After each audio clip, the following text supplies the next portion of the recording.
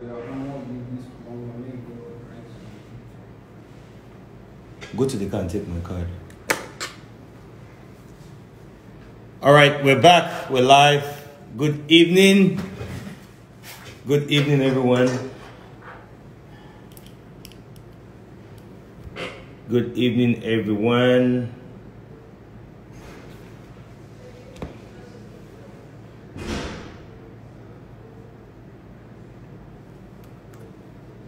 Okay.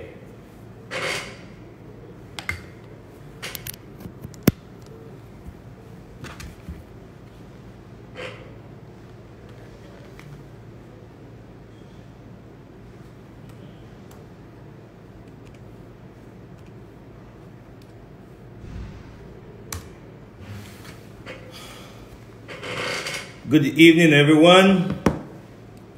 So, our next guest today, let me see if Sharon is here.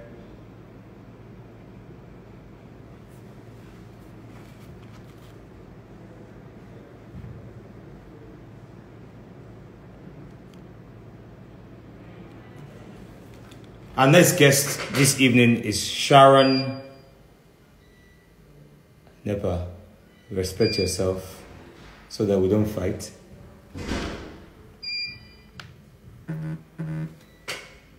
Sorry guys, you see Nepa just tried to misbehave, but this interview is gonna go on. I'll use natural light. Let me see if it's clear. No, yeah, it's clear.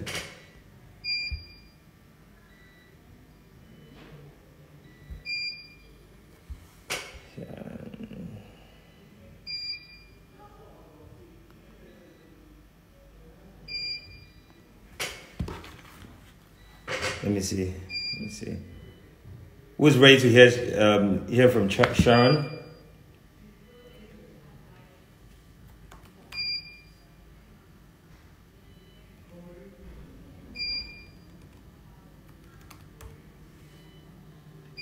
So the gen will come on now. Where's Sharon? Where's she?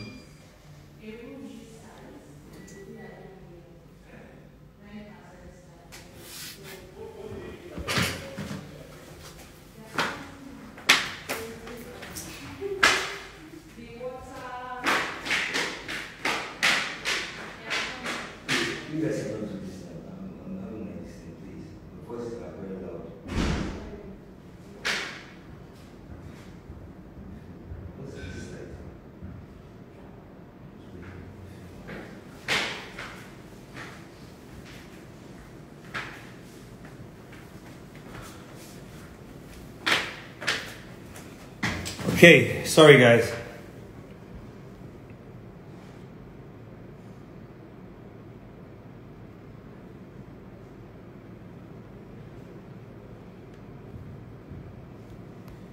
All right. I'm waiting for Sharon. So when Sharon is live,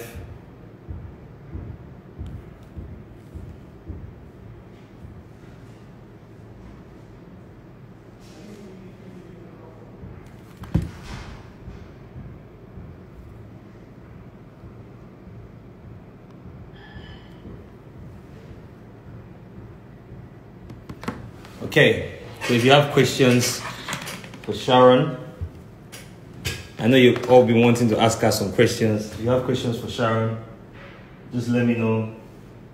I'll push the questions to her.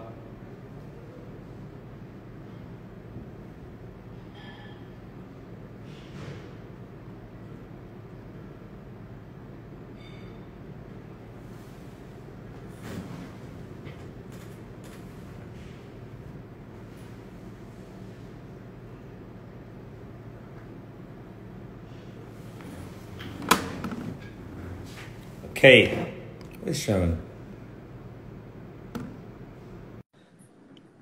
I'm sure she went for some.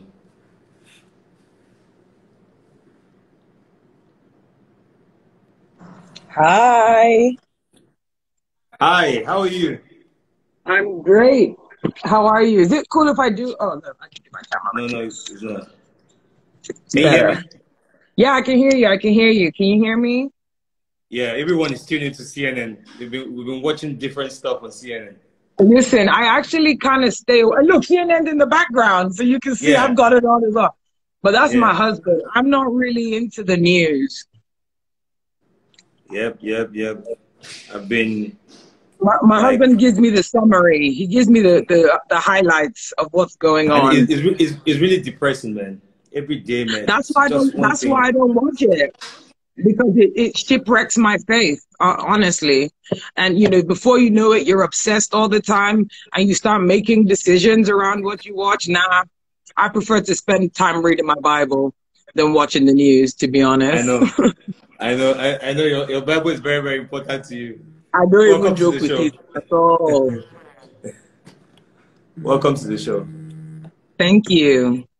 All right. So we have a few questions for you.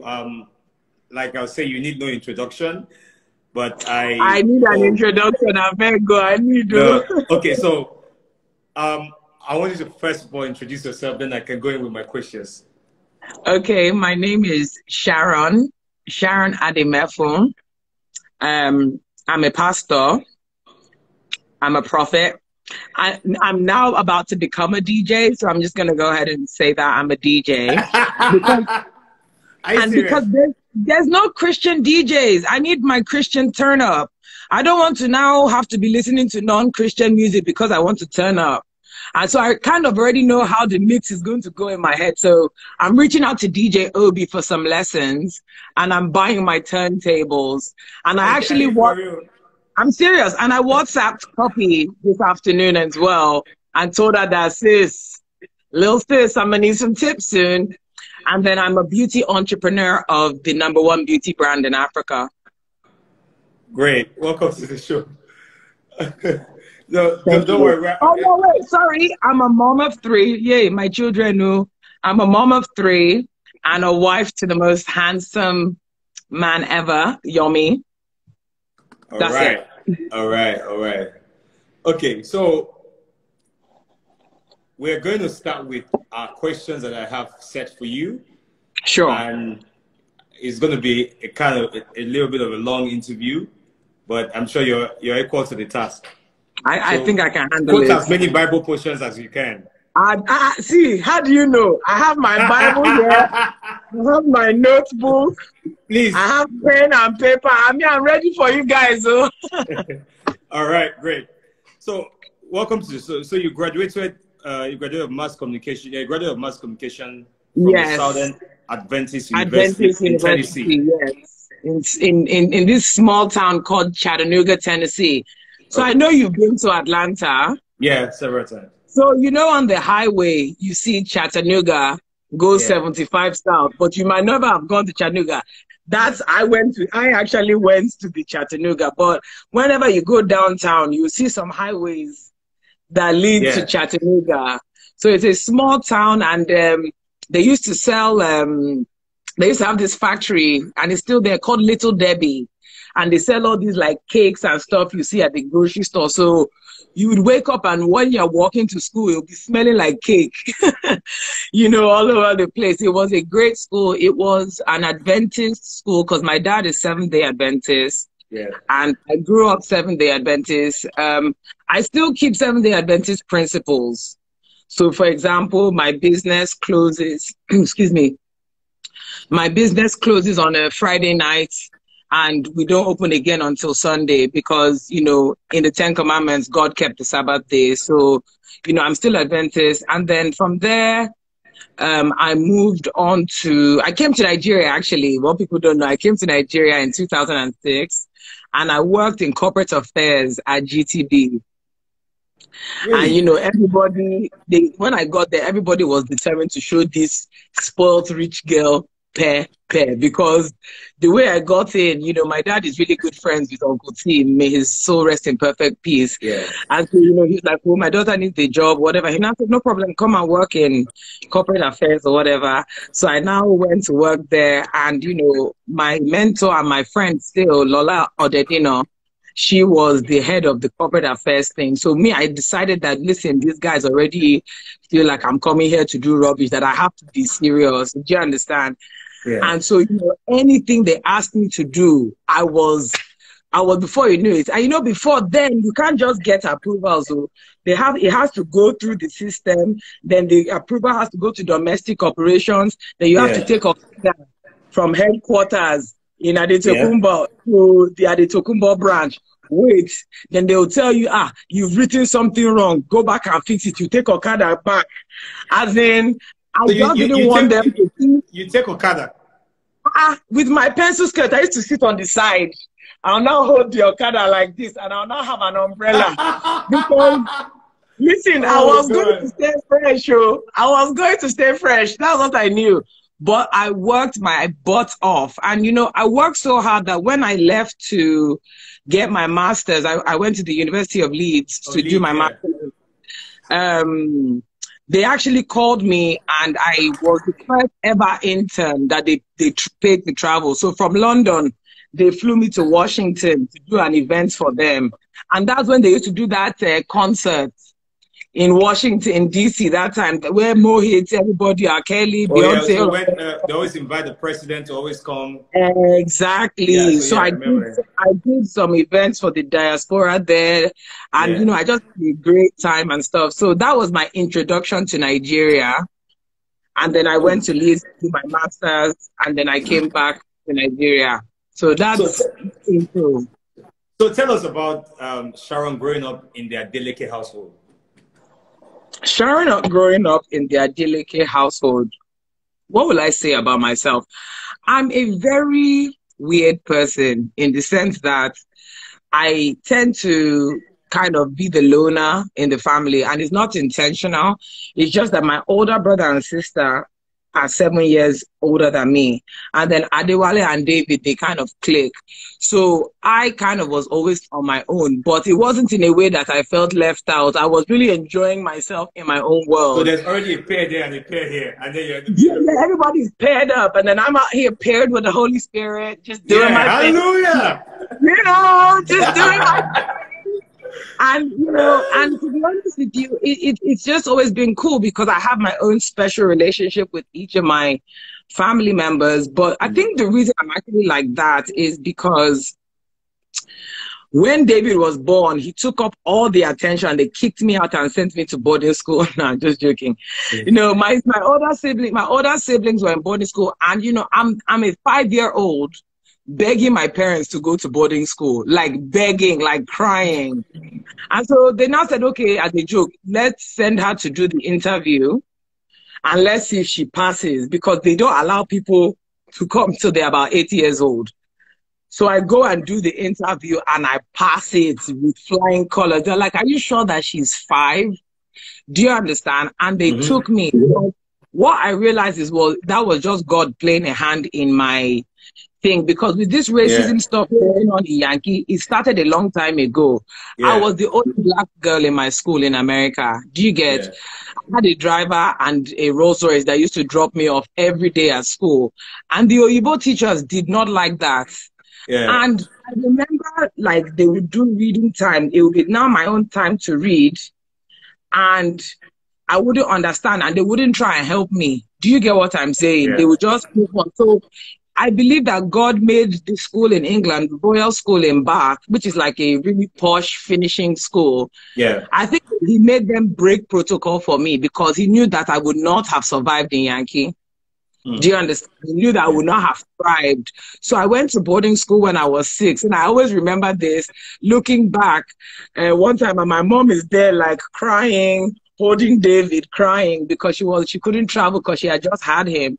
And I'm there like waving like, bye guys, I'll see you later. You know, so I think that that's why I became a very independent person, you know. And so I was now only this little black girl going to school with Asian people, French people, Spanish people. And do you know what happened? Each of the mothers, they took it so personally that I was young, that every weekend I was in somebody's house. Do you understand? To go and play with them.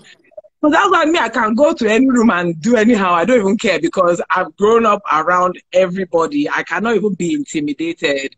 I remember being at the palace, and I was talking to Prince Andrew, and he now tried to come for Nigeria.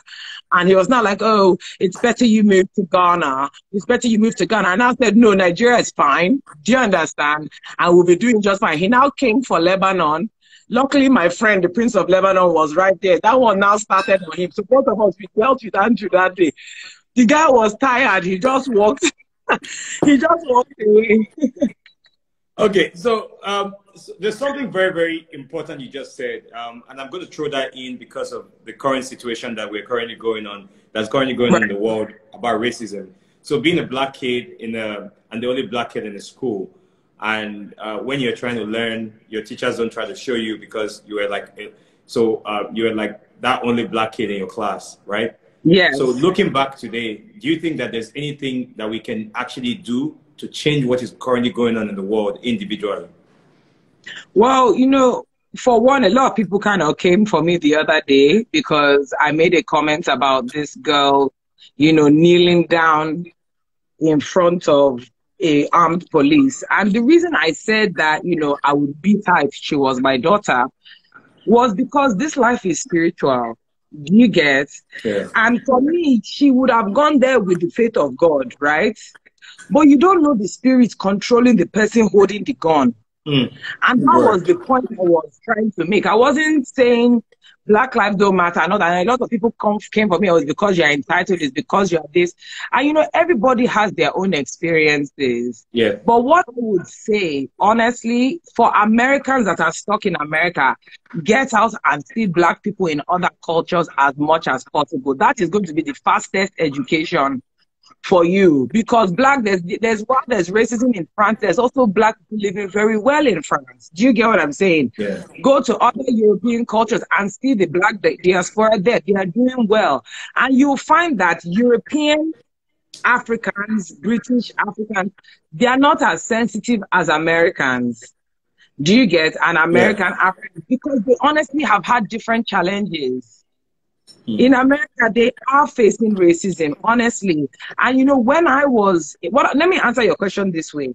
When I moved to England, thank God I was 6 years old before I had time to even know that I was being maltreated. I didn't know. I was young. I didn't know to report, you know, and that's why, you know, things like school run is very important. While it's still fresh in your child's mind, let them teach you about their day, so you can know if there's any abuses or things going on you get in school. When I was in England, I totally transformed. I learned how to read. I remember when the teacher had given me the book in England, my first day, year 2, I'll never forget, Beef and Jip. I'll never forget that book. I was so scared that she was going to embarrass me. Yeah. You know, and that's when I started realizing that kids have their own issues. So, do you get what I'm saying? All this Nigerian parenting of calling everybody to report them, that's just nonsense, you know, and I really was scared. Anyway, I thrived. I became captain of the netball team. I became, you know, the head sports person. I was doing all sorts of things. I was going skiing. I was, you know, going hiking. I was doing all sorts of white people shit. Do you get? And it wasn't that I even thought that I was Black. I was very, very Nigerian. I taught them how to make stew. I taught them how to do a lot of things, but there was an exchange. Do you understand? Yeah. I now moved from my primary school in Bath to an Adventist school in Watford, Hertfordshire, Stanborough School. And that was when I now was with both male and females. Yeah. Do you get it? That's when I realized, oh, my guys can be wicked, though. You know, you know how it is, they will abuse you, roast you, all those things. Yeah. But still, it was all love. I met a lot of Jamaican people. I met a lot of Caribbean people. That's how I learned about this, my London P and all. Yeah. Now, I moved back. And I was even dating this white guy. He was like half Mauritius, half Irish. And, you know, it was cool. We traveled. We did also nothing. I never noticed anything. His mom was white. She was the sweetest person ever. I now move and graduate at 16 from Stanborough and move back to Yankee. And I now moved back to Southern Adventist University. And, you know, at first, everything was fine. I didn't really see much things. And, you know, for me, because I still have that giant Europe attitude, I just came and got my work done. But what I noticed was my Black constituents, my friends, they were all on academic probation. There was always something going on. And anytime you would ask them, why are you on academic probation? The first response is, yeah, and they're racist, man. They're racist, man. And I'll say, okay, if they're racist, did you do the work? Because at that, my uni, if you didn't show up for class, that's when you get on academic probation. Do you understand? Yeah, sometimes I have to work, I have to do this. And, you know, honestly, I found that they came up with a lot of excuses. Yeah. You know, not trying to be rude, not trying to be disrespectful, but that's just what I found. And I think that it was because of systematic hearing, oh, they think you're racist. It's about a systematic exposure of the mind. Do you get? Now, while I was in school, the racist things happen 100%. They happen. Yeah. But the only way Black America is going to overcome it is when you start recognizing that racism for what it is, a distraction. So now I'm in school. My job is to get an education. If the teacher is racist, let them be racist.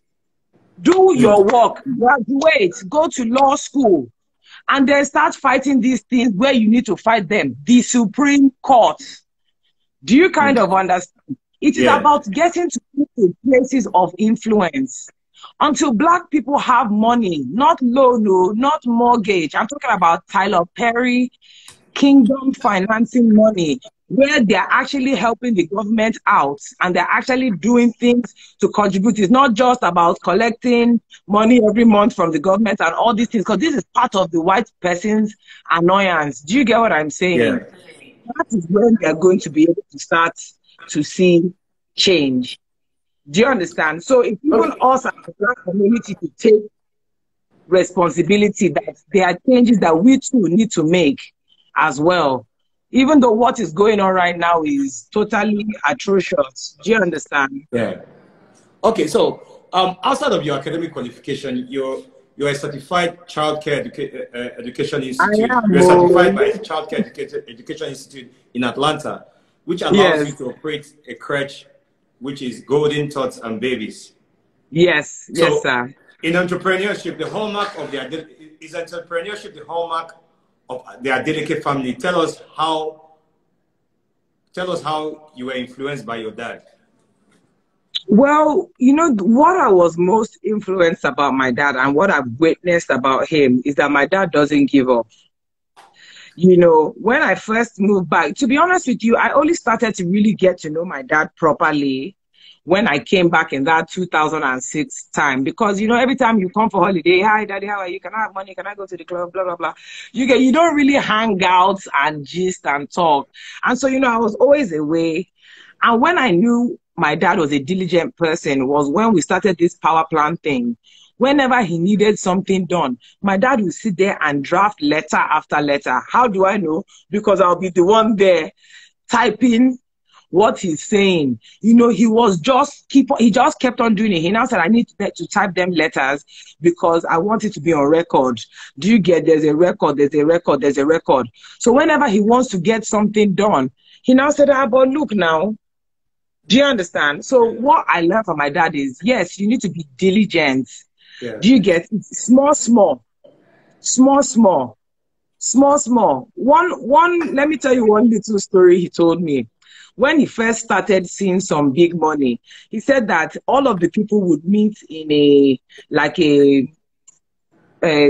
are those guest house called in London? You know the one, they're not hotels, but it's like somebody's house that they've turned to a hotel. Youth hostel, like a hostel. Yeah, hostel, all those kind of hostels. Yeah. So he said that all the Nigerians that were doing the business with him, all of them would be in that hostel together until their money now clicked. Do you understand? Yeah. He said that the minute he knew that when people had money, because the minute they had money, they booked the Savoy, they've moved to Regent Park, they've moved to all the Shakara places. He said, well, me, I just stayed there, jeje, eating my one egg and plenty bread.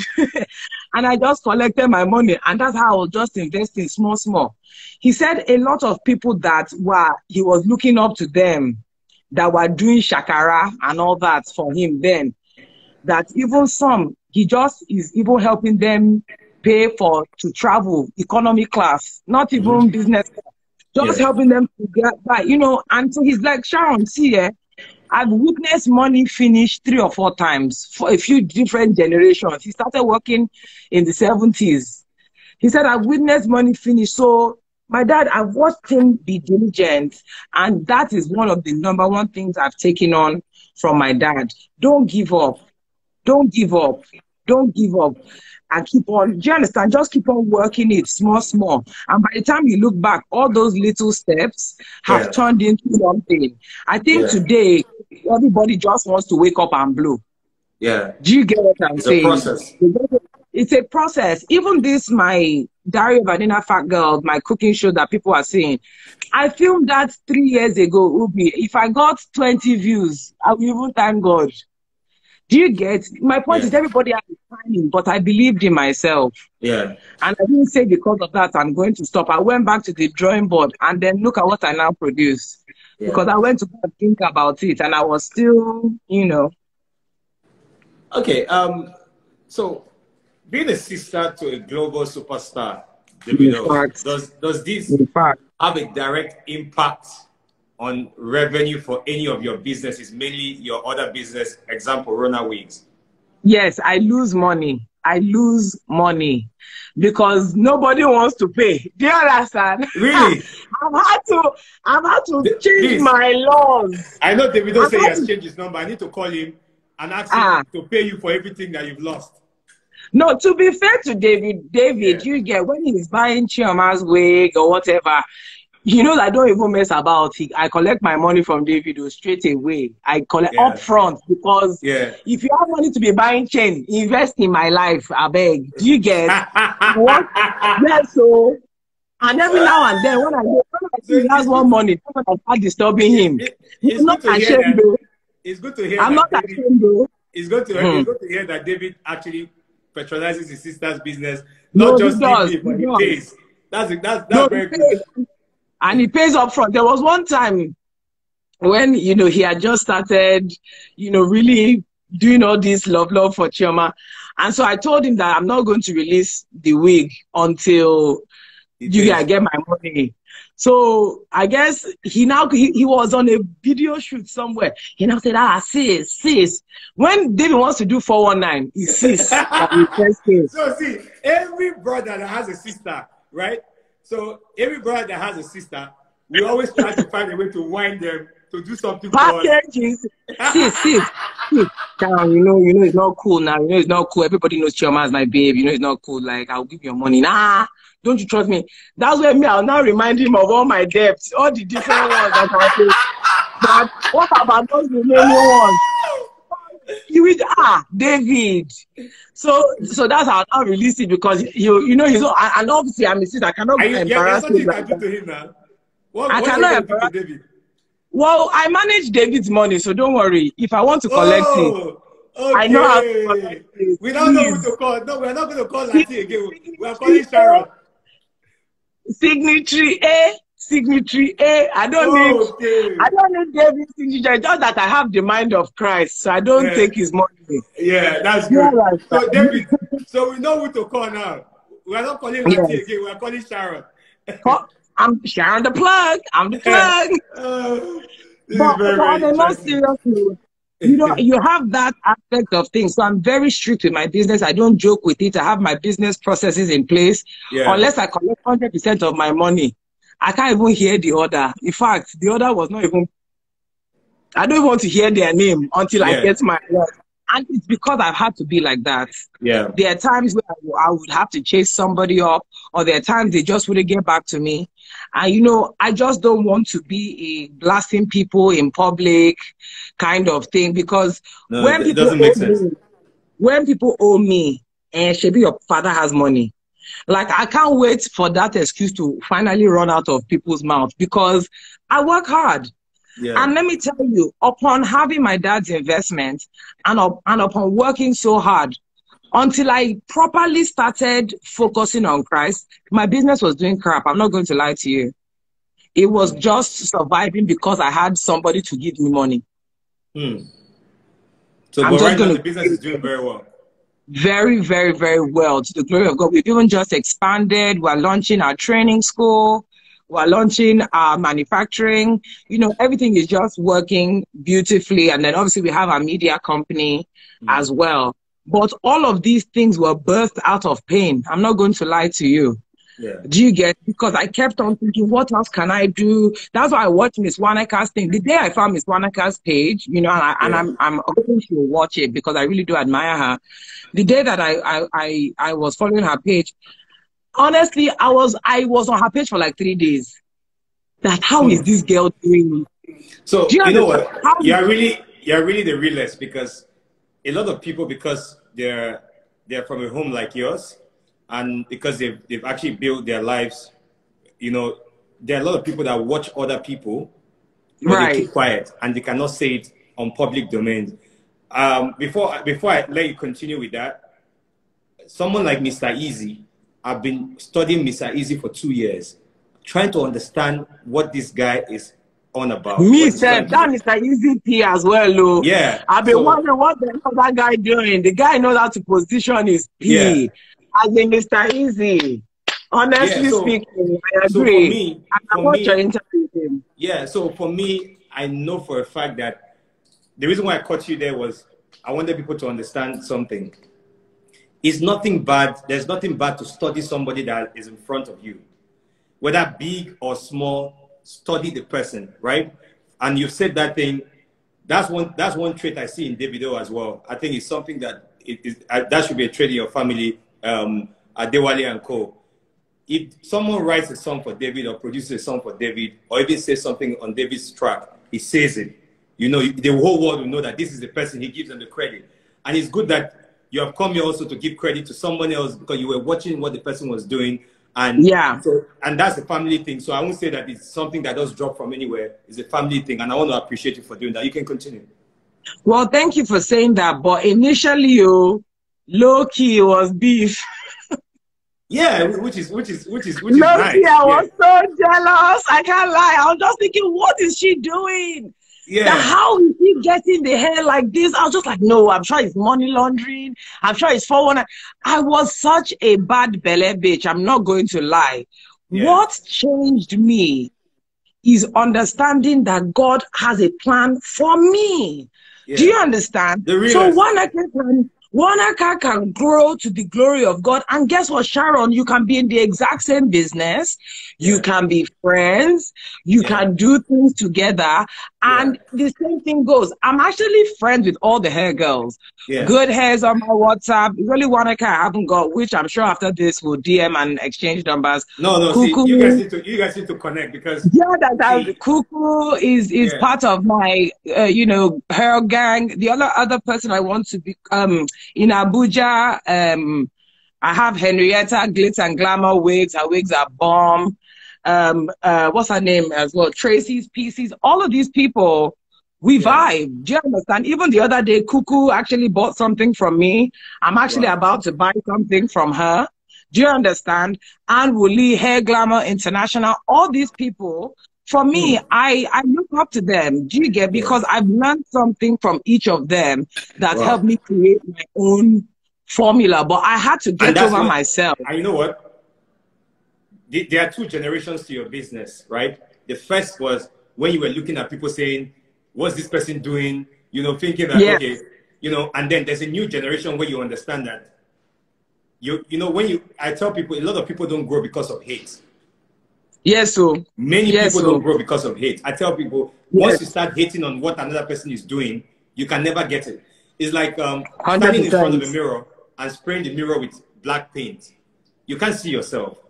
Until you clean that black paint, you can see yourself clearly. 100%. And that's what you've done. And look at how many hair vendors you've actually mentioned on this show. I'm sure a lot of them, when they go to shows, they might not even want to say something, but you're real.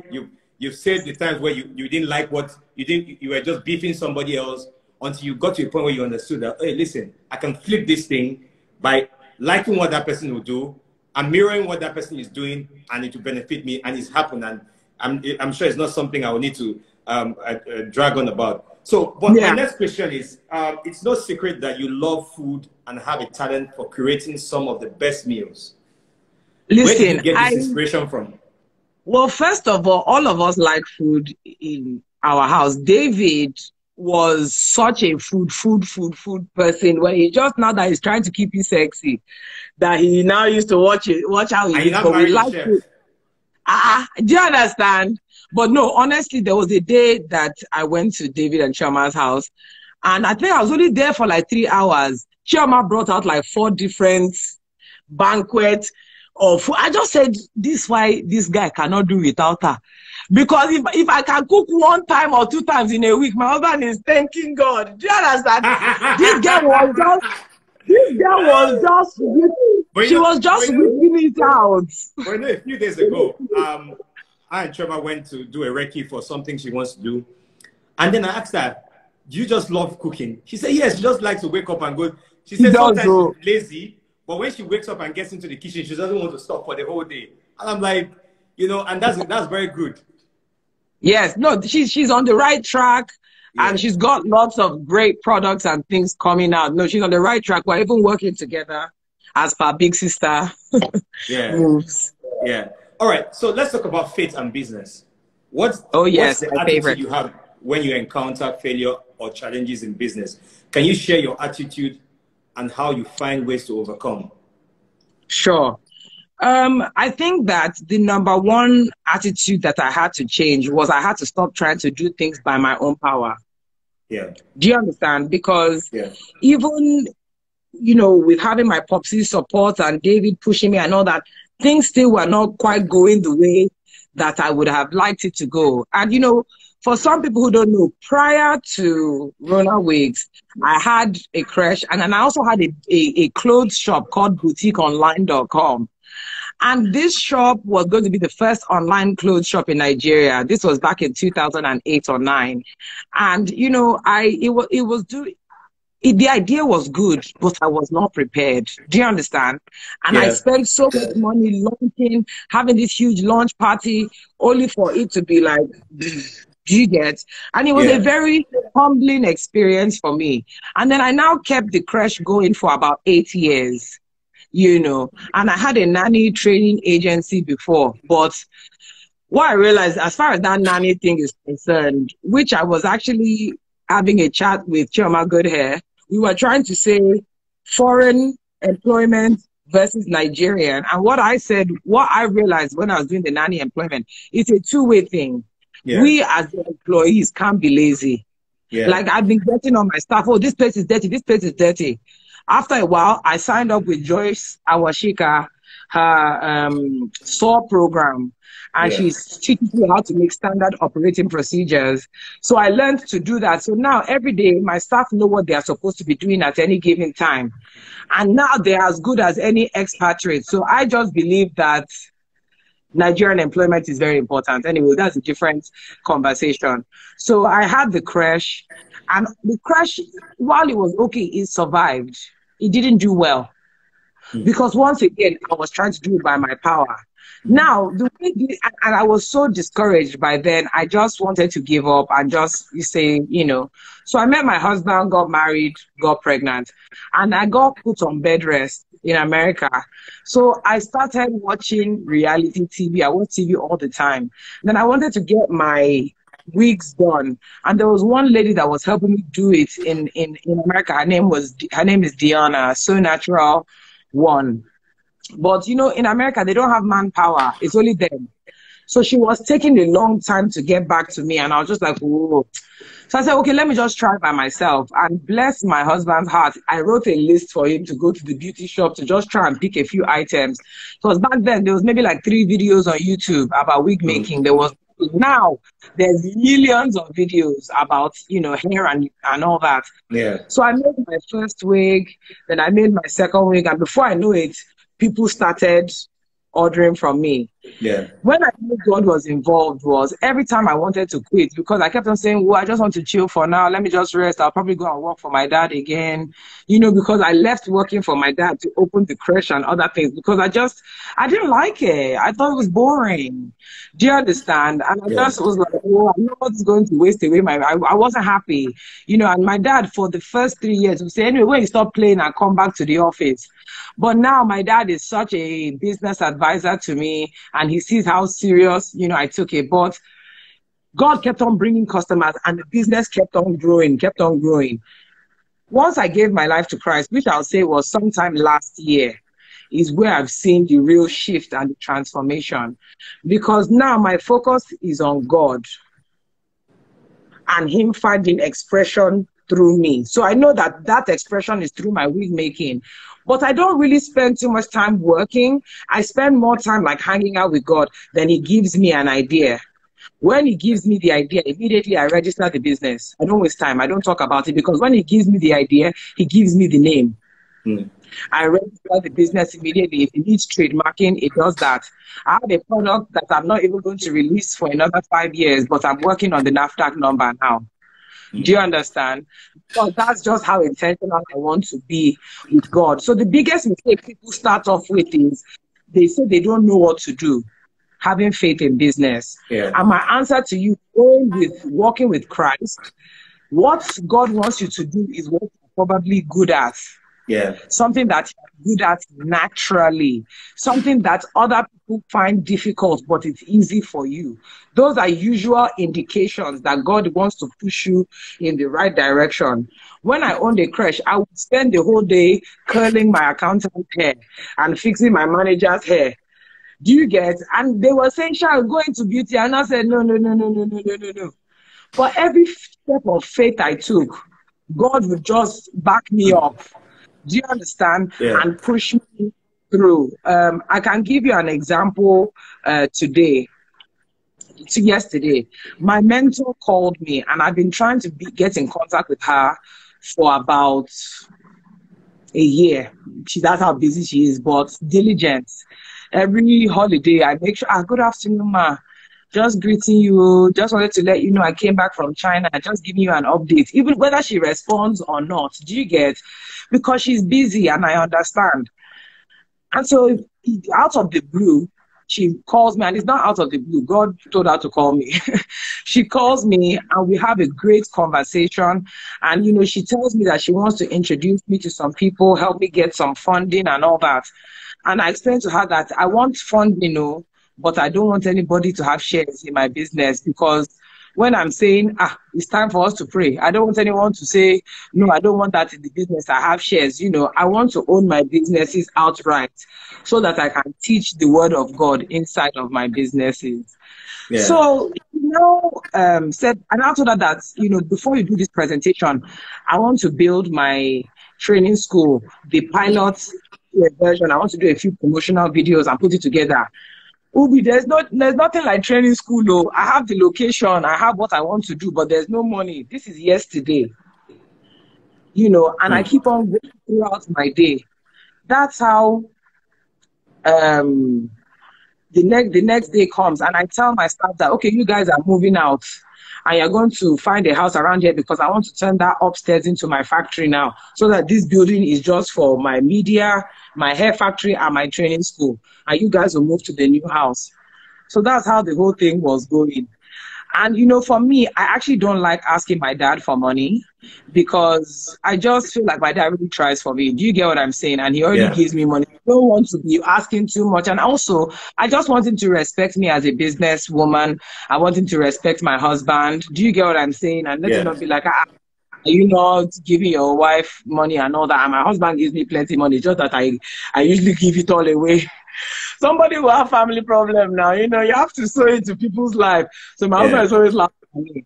So I now know now, as I've been dealing with the Holy Spirit, when the Holy Spirit is involved in me talking to my dad about something, I have confidence. Do you get? I have confidence about it. I'll now say, but when it's not, I'm feeling a bit shy. So when I feel a bit shy, I don't. So I called him yesterday and I said, Daddy, please, can I take 2 of your apartments that I want to house my staff there? And he was like, no, that you're not serious. Please get off my phone. My dad is not all these, I'll give you money for promotion. He doesn't understand what promotion is. His own is, if they like your product, they'll come and buy, you know, all those kind of things. So we were now talking, and my dad's own, one thing, you have to negotiate. Do you get? And he always teaches us, you don't get what you deserve, you get what you negotiate. So that's the negotiation has started. So he said no. So I now said, but daddy, this is my issue. I need to move them out because I have a contract and I need to set up my production. Please, can you help me? Blah, blah. He was now, and when my dad is thinking, he will now keep quiet. He will now keep quiet for like 30 seconds. So just shut up. Just let him think. He now said, okay, you need a house in Lekki. I think it's better you get a place in Lekki just as walking distance. Okay, how much is a house? 4 million. Okay, I'll give you 2 years. Fine, bye-bye. And he dropped the phone. So now, rather than giving you one of his apartments, he wants to pay for it so that you can continue paying. Just to let you know the type of person, because his own is when that money finish, you better have your money to continue. That's his own thing. But what he doesn't understand is that he answered a prayer for me. Because in faith, the 2 million I had, my rent for my current building is 4 million. Yeah. I had 2 million. And in faith, I sowed that money into helping people, paying house rent. Actually, no, I sowed that money into my church. Do you get? Yeah. Because the secret is when you trust God, He cannot let you down. And when the money is not enough, sow it again. So you're telling God that, well, this your money is not enough, so bring another one. So when my dad did that, you know, I was able to pay the house rent of the current building I'm renting. Yeah. And so and then I needed to pay tithe. I pay tithe on everything, even if it's for a bill. So if my bill is 100K, you give me 100K, I'm still giving 10% to God of that 100K. Because you know what will happen? Either I'm getting that thing for free or they're going to give me a discount. Something will happen. But I give God his part of the partnership. I don't joke with it every single time. So let's do the calculation. 8 million, we pay our tithe, 800K. There were some people I said I was 7.2. 7.2, God bless you. 7.2 minus the rent, 4 million. How much is that? 3.2. Yeah. Now, I still have to get a house for 2 years because the land that I want to build on, I'm not ready to start dealing with that yet. Yeah. When I wanted to confess, I changed my confession. I was careful what I said out of my mouth. Immediately, I just said, God, thank you, because I'm going to get a house that is on the same road as this place, and it's going to be a very big house. It's going to be a very big house, and they are going to take 2 million a year. Thank you, God, for honoring me. I went about my day. And you see, one of my tips and my tricks, I only pray about something once. Because in Isaiah 65, sorry, quote. I knew that the Bible was going to come out at some point. Isaiah 65, verses 24. I will answer them before they even call me. While they are still talking about their needs, I will go ahead and answer their prayers. 65 what? 65 verses 24. So as far as I'm concerned, once I've told God, what am I praying about? If I'm going to pray again, it's thanksgiving and sowing more seeds to let him know that, I have, basically, I'm sowing that seed like I have money. Do you get what I'm saying? I'm sowing the seed like I have the money. So now I wake up, I do my morning prayers, I just go about my day. Do you understand? Yeah. And I call my staff that if you guys don't have a house for me by 12 o'clock, I will query you. Ask them, I'm the query master. I know how to cut, because the only language that they understand. Do you get? Yeah. So I now went about my day. So me, I was even trying to be funny and just kind of lie to Popsy so he will quickly bring out the money that, Daddy, I found my location. No, I already have my plan. Now I'm spending the money. That I found my location and all that. So I now dropped the phone. As soon as I dropped the phone, Fatima sends me a video, and I thank God I even have my phone here. She found a house this morning, 3 doors down from my office. Good.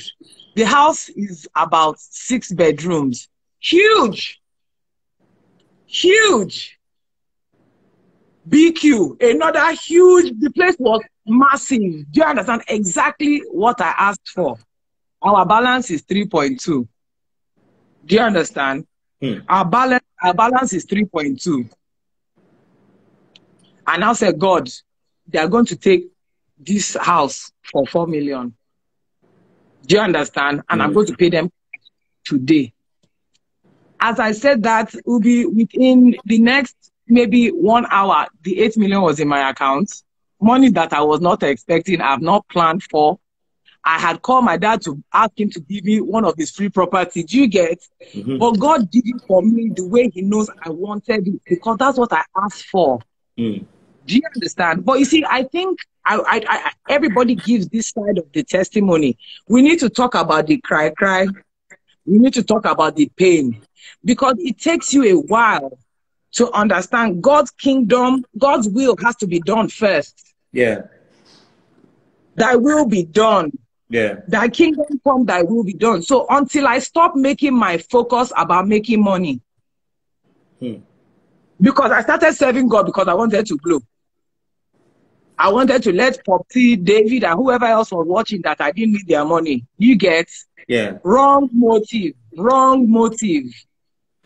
When my motive became about serving God, living my life for Christ, that's what happened. During this COVID period, my foundation, Jesse's Blessing, up until last week Sunday, we've been feeding. We started off with 500 people a day. I was going to come to that. I think that was actually my next question. So I'll let you. I'll leave that for you. But my point the impact of COVID-19 on many young Nigerians cannot be overstated. Your charity platform, Jesse's Blessings, has been helping many improve dishes. Tell us about it. So let me just ask the question. Well, thank you for bringing it up. Well, that just leads me to my point. The point of me having money is for me to do it for God's kingdom. Yeah. Do you understand? So basically, next time they want to say there's COVID-20, they'll just call Sharon. Sharon, they need 10 billion. What's the plan? Then me, I'll just call Toke real quick. Toke, how much are you dropping? And then I'll call Ubi. Ubi, how far? Last time you only gave $2 billion. This time, 5. Amen. You see, hallelujah. Praise the Lord. But you see, the reason I'm saying this is because when God realizes money can pass through you, that, if I give Sharon $1 million, she's going to give $1 million to her enemy because that's who I told her to give. She's not going to question me. She's not going to say, because this is what they did to me. Do you get? Yeah. I've had people threaten me, abuse me, and all sorts. And then I'll just send a message, what is your need? And they will now start to open up about their problem. And I will help them. Because that is the love of God.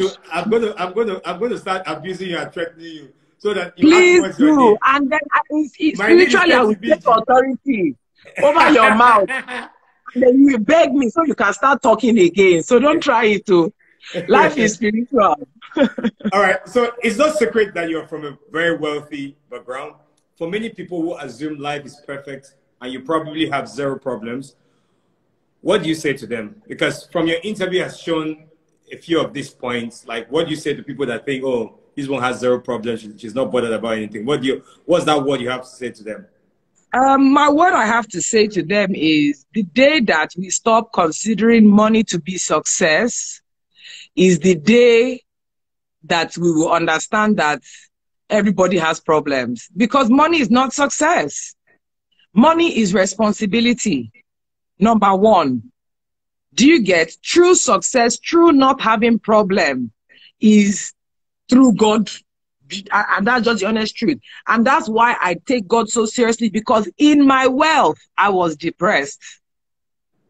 In my wealth, I was unfulfilled. I was unhappy. I did not have real friendships.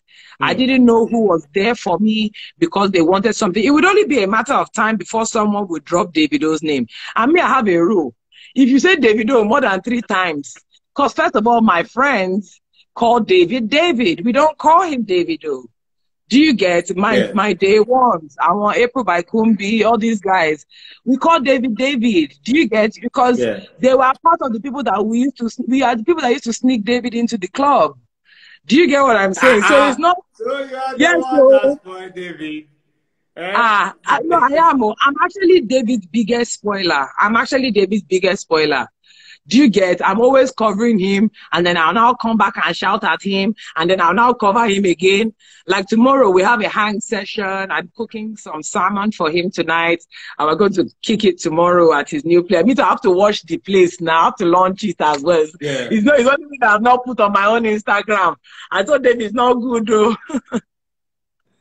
So what I'll say is this, if you're thinking nobody has problems, that's more the case of immaturity than anything. Yeah. Do you get? Because nobody, apart from that, nobody's not going to have a problem till we get to heaven. And guess what? More money, more problems. Because guess what? Everybody wants you to help. Everybody thinks that there's somebody that will give you.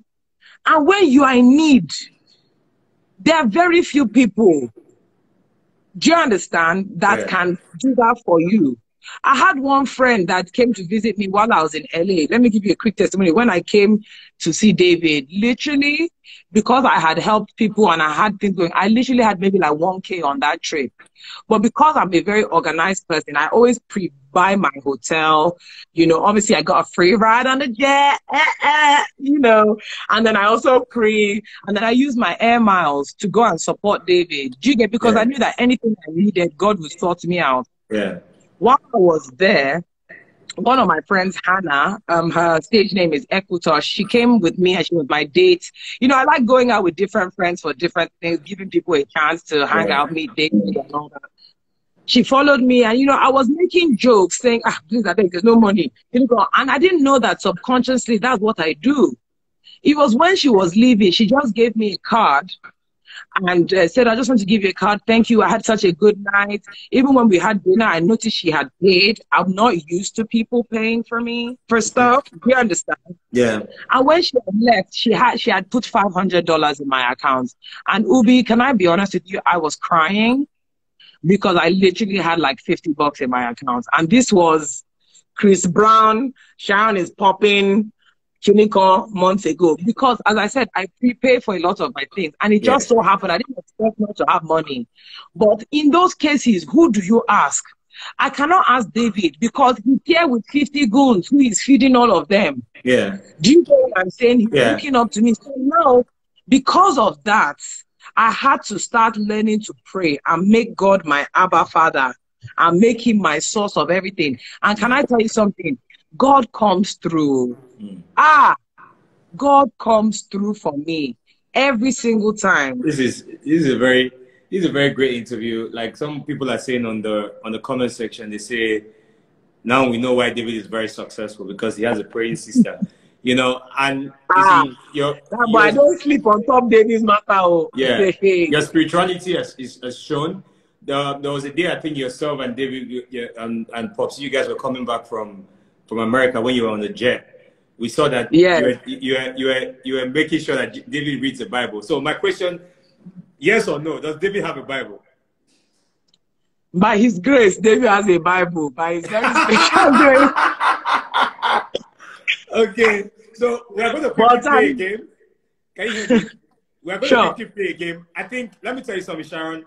You need a TV show to yourself. You're very interesting. You're very real. Don't worry. All these things are coming. More to come, but you know. Yeah, you're very interesting. Yeah, you need a full TV show to yourself because there are a lot of things. Okay, you see, we're going to be cut off right now because we've hit the 1 hour mark. So I want to restart the video and we'll play a game and then we can go because I have another interview after you. Sure, no problem. So guys, come back. We're about to play a game. Okay.